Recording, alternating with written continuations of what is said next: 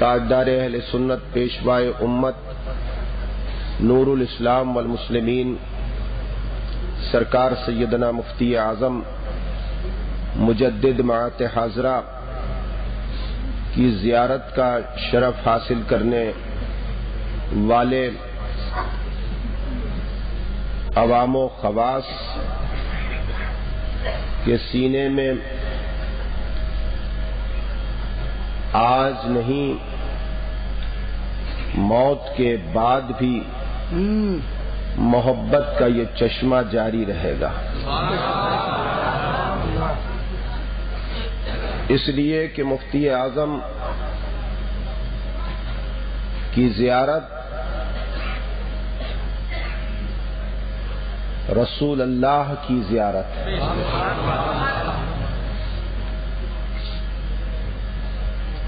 وہ ایسے نائب رسول تھے کہ جن کی نیابت کی قسم کھائی جا سکتی ہے.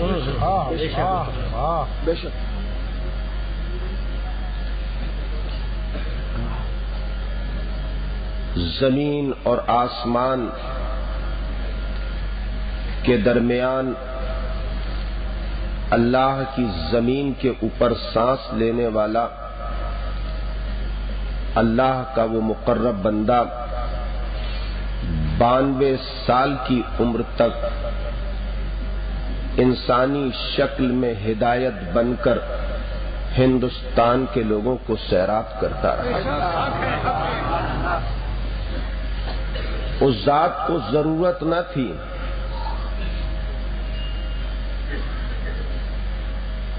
کہ اپنی خطابت کے جوہر دکھاتا. خطابت تو اس کے حضور میں زانوئے ادب طے کر کے اپنی جبیں کو خم کرتے ہوئے سلام عرض کرتی تھی. میں پوری ذمہ داری کے ساتھ کہتا ہوں کہ میرے دل کو گدگدا دیا مولا نے.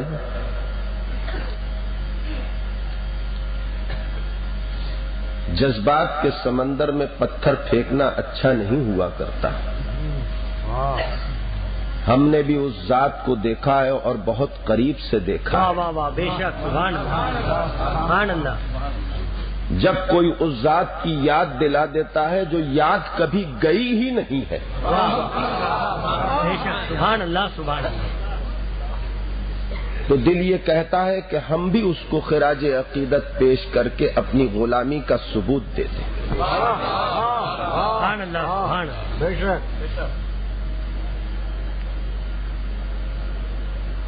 اعلیٰ حضرت کو دیکھنے والوں نے کہا تھا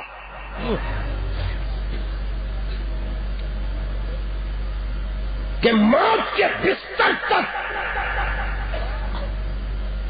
اعلیٰ حضرت کو زندہ رکھنے والی اگر کوئی ساتھ تھی تو وہ مصطفیٰ رضا خان کی ساتھ. سبحان اللہ سبحان اللہ سبحان اللہ سبحان اللہ. یہ دو میرے بھائی بیٹھے ہیں. علامہ مولانا مظفر حسین صاحب قادری رضوی نوری میرے برادر طریقت ہیں. میں نہیں جانتا مگر سوچتا ہوں کہ اور بھی لوگ ہوں گے کہ جنہوں نے مفتی اعظم کی زیارت کی ہوگی. مگر کہہ دوں کہ اللہ کی زمین کے اوپر محلہ سوداگران میں ایک بوسیدہ مکان میں وہ بوڑھی کایا اپنی زندگی گزار رہی تھی کہ جس کی زیارت کے لیے عرش سے فرشتوں کا نزول ہوتا تھا.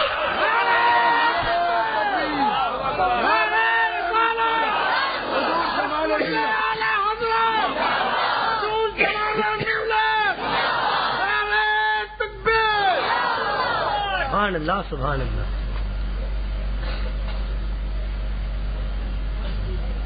وہ عالم نہیں سراپا علم. بے شک بے شک. وہ مفتی نہیں سراپا فتویٰ تھے. بلکہ کہہ دوں کہ مفتی اعظم صرف مفتی نہیں تھے بلکہ چلتی پھرتی فتاوی رضویہ تھے.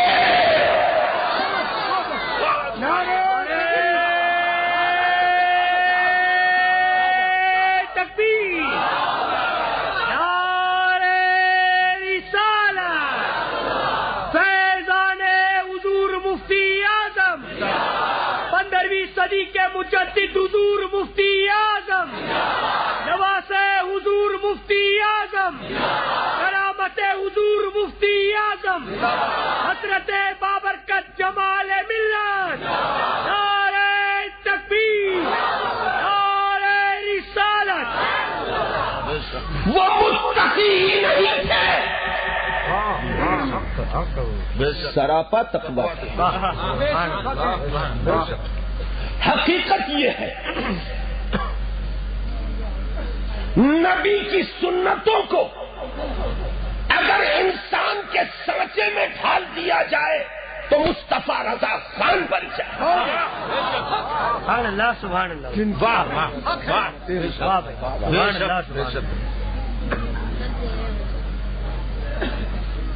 اعلیٰ حضرت کی گود میں پروان چڑھنے والی وہ ذات کہ جس نے 14ویں اور 15ویں صدی کے اندر مصطفیٰ جان رحمت کے جلوے دکھائے. مصطفیٰ جان رحمت کے جلوے دکھائے.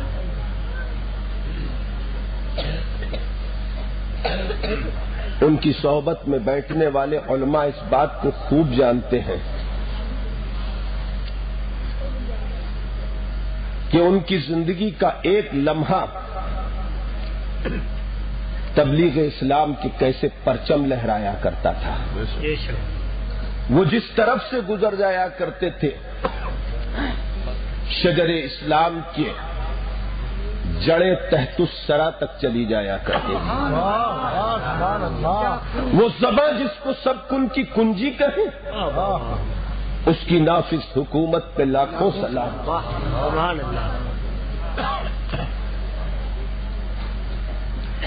ہم نے دیکھا ہے آج ایک مدرسے کے جشن دستار بندی میں ہم اور آپ شرکت کر رہے ہیں. دارالعلوم بحر العلوم.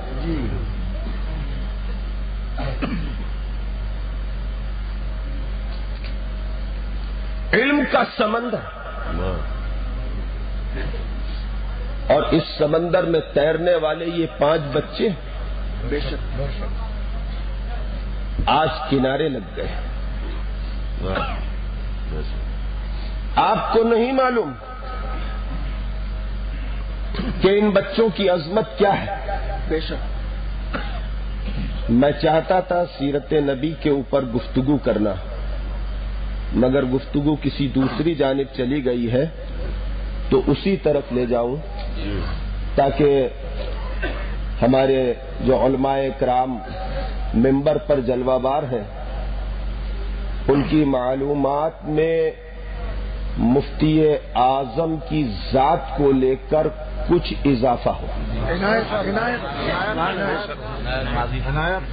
اگرچہ میں اس لائق نہیں کہ علماء کی معلومات میں اضافہ کر سکوں، میں کم علم اور بے عمل انسان ہوں، مگر پھر بھی یک لمحہ صحبت باولیاء. خزانہ تو بریلی کا ہے.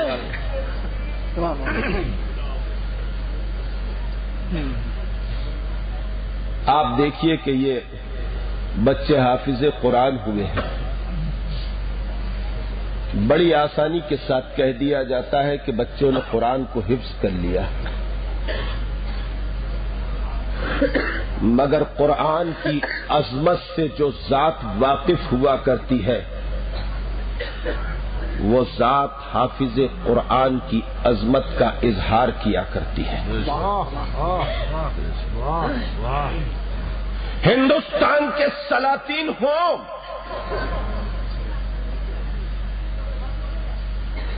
یا ہندوستان کی سرزمین کے اوپر خواجہ کے پھیلائے ہوئے دین کو بچانے والے احمد رضا خان ہو. سبحان اللہ.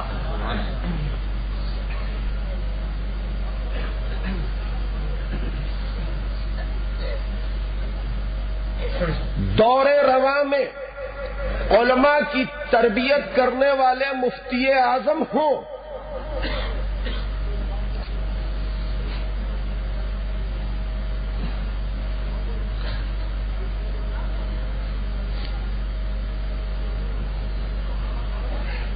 کوئی ہو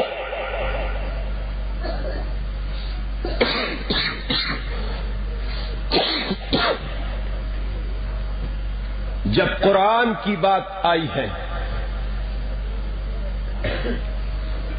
تو سب نے عقیدت سے اپنی جبین کو کم کر دیا ہے. میں مفتی اعظم کے اس عمل کو بتاؤں گا کہ جس کو سننے کے بعد آپ اش اش کر جائیں گے اور آپ کو احساس ہوگا کہ ایک حافظ قرآن کا مقام کیا ہوتا ہے. قسم خدا کی میرا شیخ جس زمین کے اوپر اپنے قدم ناز کو رکھ دیتا تھا اس زمین سے اللہ تبارک و تعالی عذاب کو اٹھا لیا تھا. وہ ان عظمتوں کا حامل کہ جس کی عظمتوں کو فرشتے بھی سلام کرتے ہیں. مگر میں بتاؤں گا کہ ایک حافظ قرآن کا ان کے نزدیک ادب کتنا تھا اور کیسا ادب کیا کرتے تھے. کوئی معمولی بات نہیں ہے اگر کسی نے اپنے بیٹے کو حافظ قرآن بنایا. یہ باپ کی بھی معراج ہے اور بیٹے کی بھی معراج ہے اور قبروں میں لیٹے ہوئے دادا اور پردادا کی بھی بخشش ہے. یہ فیضان کا ایسا دریا ہے جو 4 سمت میں بہا کرتا ہے. اس کی کوئی ڈھال نہیں ہوا کرتی. یہ پچھلوں کو بھی بخشایا کرتا ہے, اگلوں کو بھی بخشوایا کرتا ہے. جو ان کے ساتھ میں بیٹھ جائے ان کو بھی بخشوا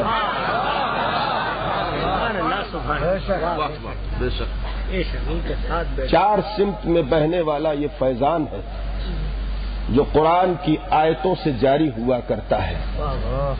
اور میں کہہ دوں کہ خدا کی قسم یہ سونے پہ سہاگا ہے. ایک تو خدا کا کلام ہے اور دوسرا میرے نبی کے سینے کا فیضان ہے.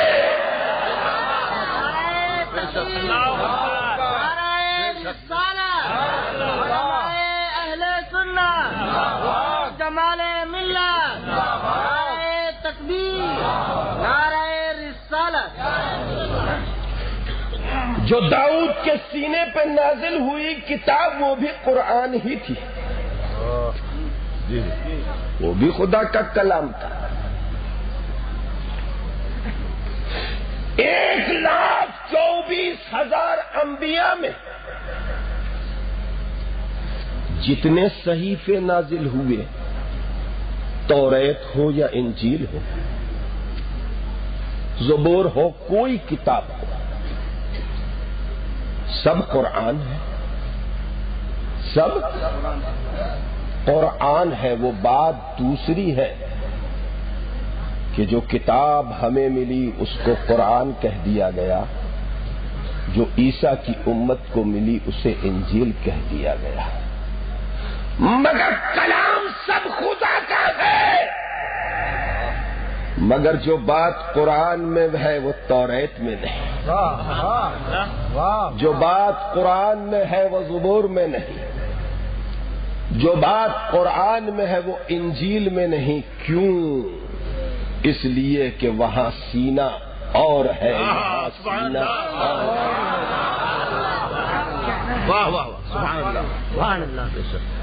بات سینے کی ہے, بات سینے کی ہے، جس مٹی کے اندر پھل پیدا ہوا کرتا ہے، پھل اس مٹی کے اثرات اپنے وجود میں سمیٹ لیا کرتا ہے۔ جس سینے سے قرآن نکلا ہے، اس سینے کے اثرات کو قرآن نے اپنے اندر سمیٹ لیا ہے۔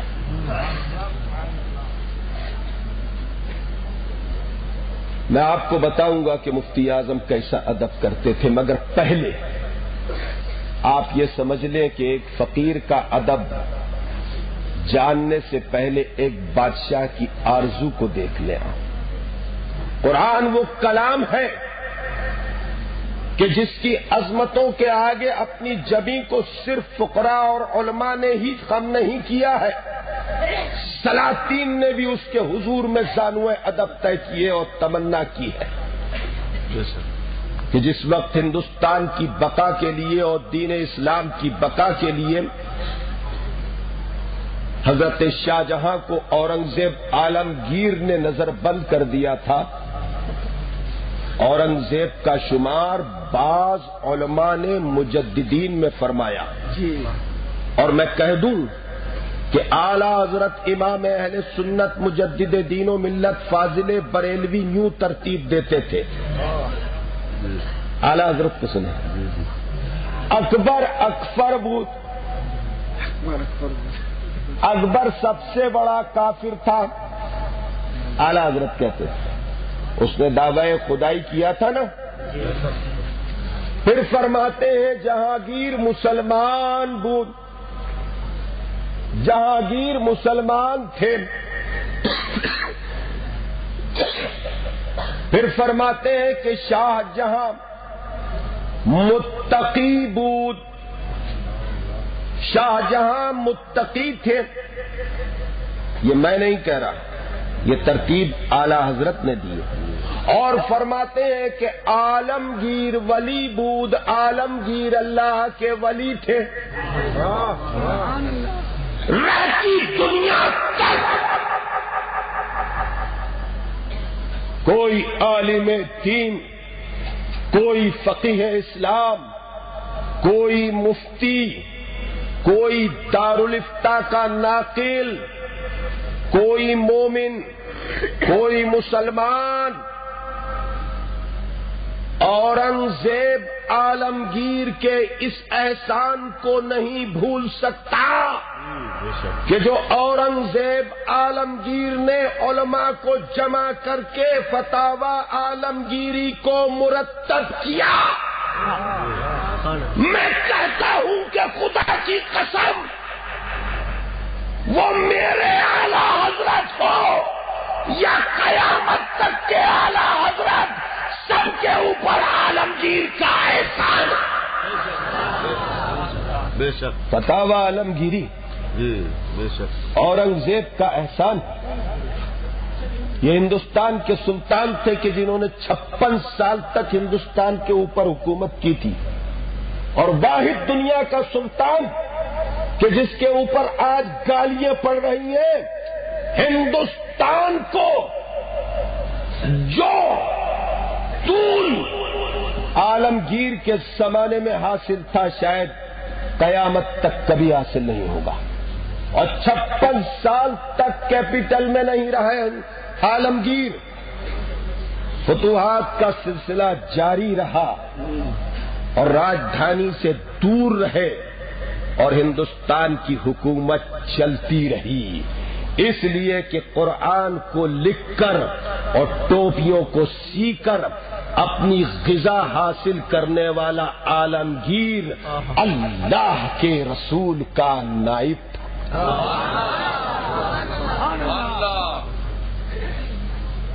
اپنے باپ کو نظر بند کر دیا اور ایک دن اپنے باپ سے ملاقات کرنے کے لیے گئے تو روتے ہوئے دیکھا۔ میں نے بھی اس حوض کے اندر وضو کیا ہے کہ جس میں شاہ جہاں وضو کرتے تھے، میں نے بھی ان پتھروں پر جا کر سجدے کیے ہیں خدا کو کہ جن پتھروں کے اوپر شاہ جہاں نے اپنی جبیں کو رگڑا ہے اور سجدے کیے ہیں، اور میں نے چاٹا ہے کہ شاید یہاں شاہ جہاں کے تلوے لگے ہوں، شاید یہاں پر عالمگیر کے تلوے لگے ہوں، شاید یہاں شاہجہاں کی جبی لگی ہو، شاید یہاں شاہجہاں اور عالمگیر نے اپنا لعاب ڈالا ہو. ان پتھروں کو میں نے چاٹا. اللہ ان پتھروں کی زیارت کے صدقے میں بخشتے. لوگ نہیں سمجھتے کہ شاہجہاں کیا ہے. لوگ تاج محل دیکھنے کے لیے جاتے ہیں، میں شاہجہاں کی تربت کی زیارت کے لیے جاتا ہوں، اس لیے کہ میرا پیر، سبحان اللہ، میرا مرشد، مرشد اعظم حضرت شاہجہاں کو حضرت شاہجہاں فرمایا، اور عالمگیر کا نام اورنگزیب ایک مشہور و معروف عالم دین نے سرکار مفتی اعظم کے سامنے لے دیا تو بڑے تعجب سے نگاہ اٹھا کے دیکھا اور فرمایا کہ بیعت بھی کرتے ہیں، نام لیتے ہیں. ارے عالمگیر کہیے، یہ ادب تھا. عالمگیر، وہ عالمگیر اپنے والد گرامی سے جب ملنے کے لیے گئے تو آنکھوں میں آنسو دیکھے. اپنے والد سے پوچھا، آپ کی آنکھوں میں آنسو؟ کہا بیٹا آج ایک حدیث شریف میں نے پڑھ لی، اس حدیث کو پڑھ کر میں رو دیا. ذرا سوچئے، یہ بادشاہ تھے جو احادیث کا مطالعہ کیا کرتے تھے، جو قرآن کا مطالعہ کیا کرتے تھے. ہاں،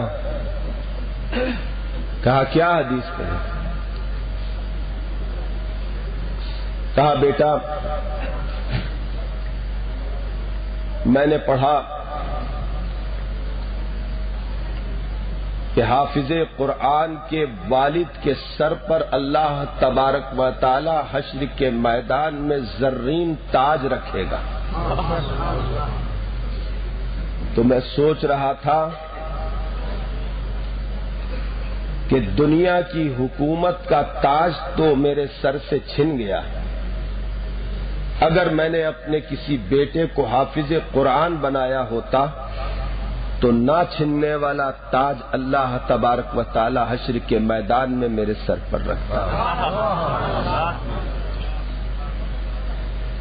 یہ ہمارے شاہجہاں کی تمنا تھی. تو ہمارے عالمگیر اٹھ کر کھڑے ہوئے، اپنے باپ کی قدم بوسی کی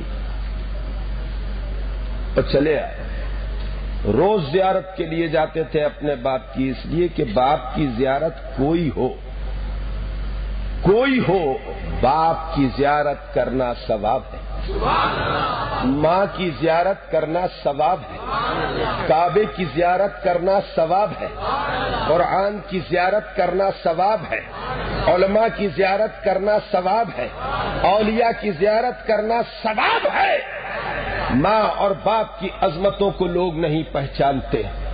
ارے خدا کی قسم، میرے رسول کو دیکھو. اللہ کے رسول دونوں عالم کے مالک کو مختار وجہ تخلیق کائنات اپنے صحابہ کے جھرمٹ میں جلوہ بار ہیں. ذرا تصور کیجئے کہ میرا رسول جلوہ بار ہے. خلیفۃ اللہ محمد الرسول اللہ جلوہ بار ہے اور صحابہ کی نگاہیں جھکی ہوئی ہیں. اور اللہ کے رسول معرفت پر کبھی کلام فرمایا کرتے ہیں تو کبھی قانون بتایا کرتے ہیں، کبھی موسیٰ کی یاد دلا رہے ہیں تو کبھی عیسیٰ کی بات کر رہے ہیں. صحابہ کرام رسول کائنات کے ایک لفظ کو اپنی آنکھوں، اپنے ذہن اور اپنے دل کے اندر بٹھا رہے ہیں. اچانک اللہ کے رسول نے قیام فرمایا، اور جیسے ہی اللہ کے رسول نے قیام فرمایا تمام صحابہ اٹھ کے کھڑے ہو گئے. دیکھا اللہ کے رسول کی نگاہ سامنے کی طرف ہے اور سامنے سے ایک بوڑھی اور جسیم عورت خراما خراما چلی آ رہی ہے. آہستہ آہستہ وہ عورت آئی. اللہ کے رسول نے اپنے شانہ اقدس سے چادر کو اتارا اور جب وہ عورت قریب آئی تو چادر کو بچھا دیا. عورت نے بڑی بے باکی سے اپنے قدم کو اٹھایا اور چادر کے اوپر رکھ دیا. صحابہ نے دل کو تھام لیا. یا رسول اللہ یہ کیا ہوا؟ جو چادر رسول کے سر اقدس کو بوسا دے، جو چادر رسول کے شانوں کو بوسا دے، جو چادر رسول کے چہرے اقدس کو چومے، جو چادر رسول کے سینے اقدس سے لپٹ جائے، جس چادر کی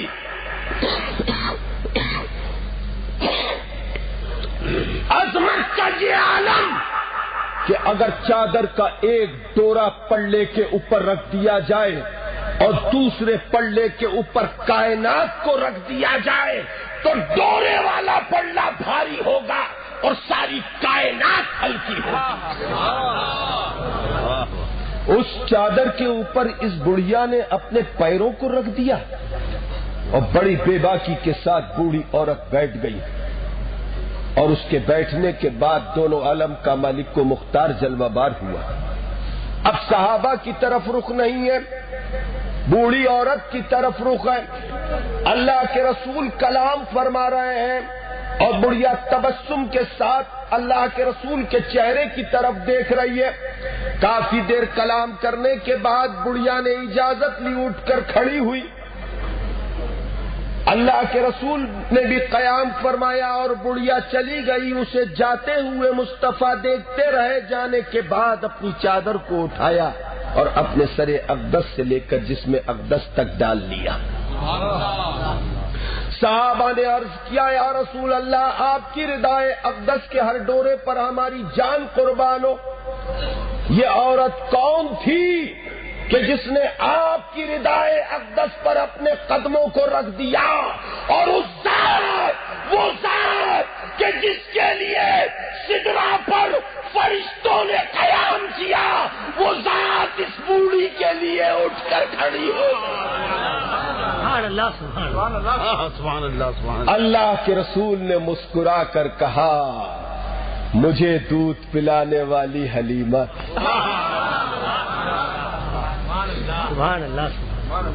یہ ماں باپ ہوا کرتے ہیں میرے دوستوں.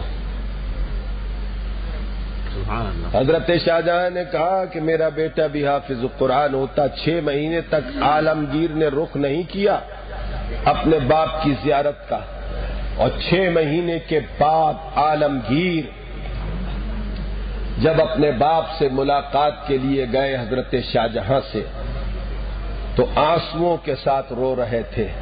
اپنے باپ کی دست بوسی کر کے کہا، آج میں آپ کے لیے خوشخبری لایا ہوں. کہا بیٹا پہلے یہ بتاؤ کہ 6 مہینے تک تم کہاں تھے؟ کہا ابا، آپ نے مجھ سے فرمایا تھا کہ دنیا کا تاج تو میرے، دنیا کی سلطنت کا تاج تو میرے سر سے چھن گیا. اگر میں نے اپنے کسی بچے کو حافظ قرآن بنایا ہوتا تو آخرت میں میرے سر پر خدا بند قدوس زرین تاج رکھتا. آج میں نے آپ کی اس تمنا کو پورا کر دیا ہے. میں نے قرآن حفظ کر لیا. اب آپ کے سر کے اوپر بھی وہ تاج ہوگا. دین کی بقا کے لیے باپ کے تاج کو لینے والا 6 مہینے میں قرآن حفظ کر کے اپنے باپ کو وہ دائمی سلطنت کا تاج عطا فرما رہا ہے کہ جو سلطنت اللہ تبارک و تعالی جنت میں عطا فرمائے گا. یہ ایک سلطنت ہوگی. اب آپ دیکھیے مفتی اعظم کو، یہ کوئی معمولی باتیں نہیں ہیں. کوئی بھی ذات، کوئی بھی شخصیت جب کوئی عمل کرتی ہے تو اس کے مقام کے سبب اس کے عمل کی عظمت کا احساس اور اظہار ہوا کرتا ہے۔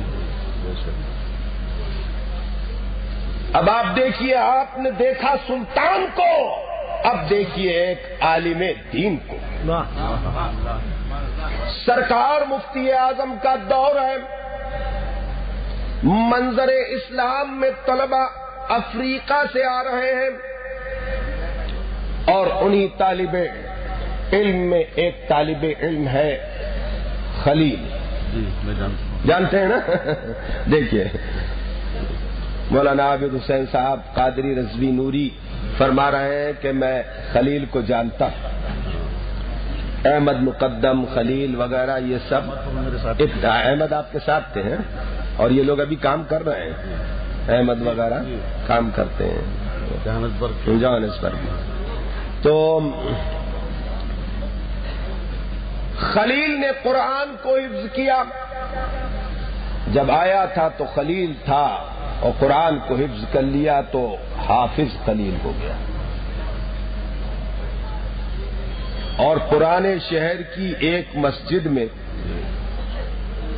جو رئیس میاں مٹھائی والے ہیں نا، ہمارے آپ کے پیر بھائی ہیں، ابھی بھی مزار شریف کے باہر پھولوں کی دکان لگاتے ہیں، ان کے گھر کے برابر وہ مسجد، اس میں یہ طے ہوا کہ حافظ خلیل قرآن سنائیں گے۔ اب دلوں کو تھام لو، اب میں تمہیں بتا رہا ہوں آخری بات، مفتی اعظم کا عمل سنو، ایسے ہی مفتی نہیں ایسے ہی عالم نہیں بن جاتے، ایسے ہی مفتی اعظم نہیں بن جاتے، ایسے ہی مرشد اعظم نہیں بن جاتے۔ ارے پیر بننے کے لیے اپنے پیر کے پیروں میں اپنی جبیں کو پہلے رکھنا پڑتا، اور پیر بھی میرا پیر جیسا پیر، پیروں کا پیر، جس کے قدموں کی رسائی عرش الہی تک۔ حافظ خلیل نے قرآن سنایا پرانے شہر کی ایک مسجد میں، اور 27 تاریخ کو جب قرآن ختم ہونے کی بات آئی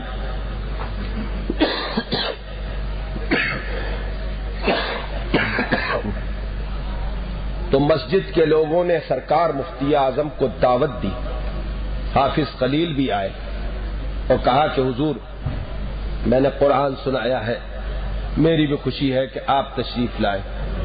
حضرت نے فرمایا انشاءاللہ حاضر ہوں گا، اور مسجد میں حضرت تشریف لے گئے۔ حافظ خلیل نے آخری پارہ یعنی تیسرا پارہ ختم کیا،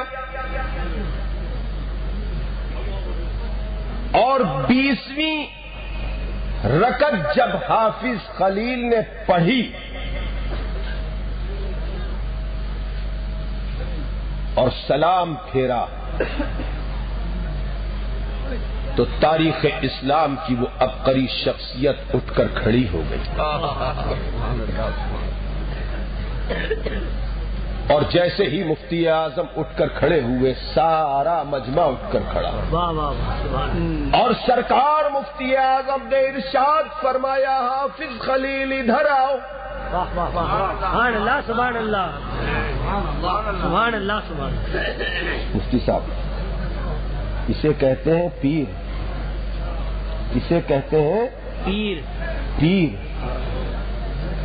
اسے کہتے ہیں فقیہ، اسے کہتے ہیں عالم با عمل، اسے کہتے ہیں روحانیت کا آفتاب۔ ارشاد فرمایا کہ حافظ خلیل ادھر آؤ۔ حافظ خلیل قریب گئے، ارشاد فرمایا کہ حافظ خلیل اپنی زبان باہر نکالو۔ حافظ خلیل نے حکم کی تعمیل کرتے ہوئے زبان کو باہر نکالا۔ مفتی اعظم نے اپنی 2 انگلیوں کو زبان پہ رکھا اور رکھ کر زور سے گھسا تو حافظ خلیل کی زبان کا لعاب مفتی اعظم کی انگلیوں میں آ گیا۔ مفتی اعظم نے اسے چاٹا۔ سبحان اللہ سبحان اللہ سبحان اللہ سبحان اللہ۔ ڈھونڈتے ڈھونڈتے اس دہر میں تھک جاؤ گے، میرے مرشد سا زمانے میں نہ کہیں پاؤ گے۔ بے شک بے شک، آنسوؤں اب میری آنکھوں میں ہی رہنا سیکھو، واہ واہ، ایسا مرشد نہ زمانے میں کہیں پاؤ گے۔ میرے دوستوں، یہ حافظ قرآن کا مقام ہوا کرتا ہے کہ جو ہمیں اس صدی کے مجدد نے عمل کر کے دکھایا ہے جی اور ہمارے لیے کافی ہے، ہمارے پیر سرکار مفتی اعظم کی ذات، بے شک بے شک، دنیا میں بھی اور آخرت میں بے شک، ہماری ابتدا مصطفیٰ ہے، ہماری انتہا مصطفیٰ ہے۔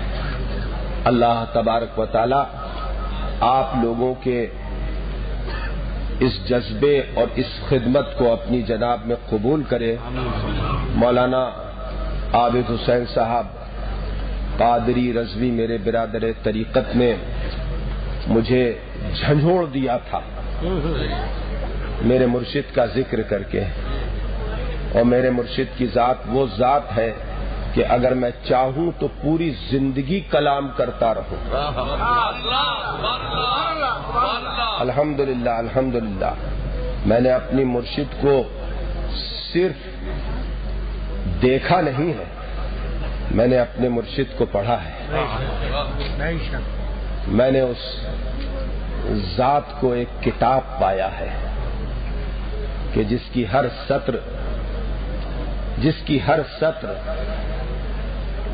ہر سطر اللہ تبارک و تعالی نے اپنے دستے قدرت سے لکھی تھی۔ ایک ایسی کتاب، اور یہ اللہ کے وہی بندے ہوتے ہیں کہ جنہیں اللہ تبارک و تعالی اپنے دستے قدرت سے سنوارتا ہے۔ انہیں جو شرف حاصل ہوا کرتا ہے وہ عام آدمی کو نہیں ہوا کرتا، اس لیے کہ اللہ انہیں روح الاقدس سے نوازتا ہے۔ اللہ تبارک و تعالی دنیا میں بھی اور آخرت میں بھی ان کے اقبال کو بلند کرتا ہے اور کرے گا۔ خداوند قدوس میرے بولنے کو قبول فرمائے۔ دوران بیان اگر جذبات میں کوئی شرعی غلطی مجھ سے ہوئی ہو تو خداوند قدوس، عدم علم کے سبب اگر کوئی غلطی ہوئی ہو تو خداوند قدوس بحق نبی مقدس مجھے معاف فرمائے۔ وما علینا الا البلاغ۔ دیکھیے یہ میرے